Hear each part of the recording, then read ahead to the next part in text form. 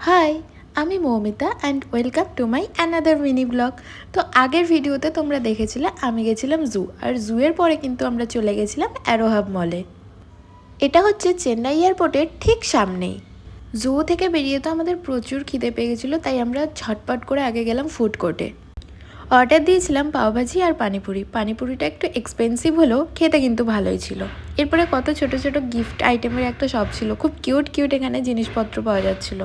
এরপর আমরা চলে গেছিলাম ইউজটাতে। কিছু শপিং না করে আমরা ফেরত যাব খালি হাতে, এটা কখনো হতে পারে নাকি?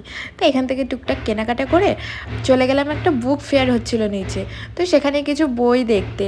ডেইলিকার বোরিং হেক্টিক লাইফ থেকে বেরিয়ে মাঝে মাঝে এই ঘোরাঘুরিগুলোই হয়ে ওঠে আমাদের অক্সিজেন। তাহলে না মনটাও ভালো হয়ে যায় আর কাজেও মন বসে। তো এইভাবে একটা সুন্দর দিন কাটালাম।